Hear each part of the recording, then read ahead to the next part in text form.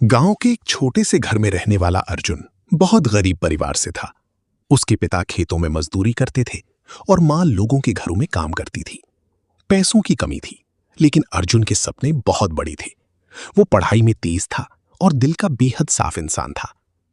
उसी गांव में रहती थी काव्या, एक अमीर परिवार की खूबसूरत और समझदार लड़की। उसके पिता गांव के सबसे बड़े व्यापारी थे। काव्या को कभी किसी चीज की कमी नहीं हुई, लेकिन उसे हमेशा ऐसे इंसान की तलाश थी जो उसे दिल से समझे। एक दिन स्कूल की लाइब्रेरी में अर्जुन और काव्या की पहली मुलाकात हुई। अर्जुन पुरानी किताबों से पढ़ाई कर रहा था, जबकि बाकी बच्चे उसका मजाक उड़ा रहे थे। तभी काव्या ने उन सबको रोकते हुए कहा, गरीबी कपड़ों में होती है, इंसान के सपनों में नहीं। उस दिन पहली बार अर्जुन ने किसी की आंखों में अपने लिए सम्मान देखा। धीरे धीरे दोनों की दोस्ती गहरी होने लगी। स्कूल खत्म होने के बाद वे नदी किनारे बैठकर अपने सपनों की बातें करते। अर्जुन कहता, मेरे पास पैसे नहीं है काव्या, लेकिन एक दिन मैं तुम्हें हर खुशी दूंगा। काव्या मुस्कुराकर जवाब देती, मुझे दौलत नहीं, तुम्हारा साथ चाहिए। लेकिन उनकी मोहब्बत आसान नहीं थी।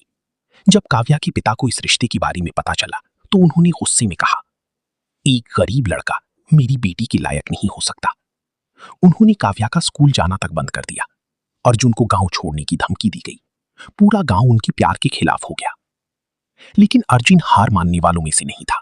वो शहर चला गया, दिन में मजदूरी करता और रात में पढ़ाई। कई सालों की मेहनत के बाद वो एक बड़ा इंजीनियर बन गया।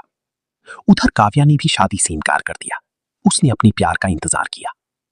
5 साल बाद अर्जुन उसी गांव में वापस लौटा। अब वो गरीब मजदूर का बेटा नहीं, बल्कि अपनी मेहनत से सफल इंसान बन चुका था। जब काव्या के पिता ने अर्जुन की सच्चाई और संघर्ष देखा तो उनकी आंखें भर आईं। उन्होंने कहा, बेटा, आज समझ आया कि इंसान की कीमत पैसे से नहीं, उसकी इरादों से होती है।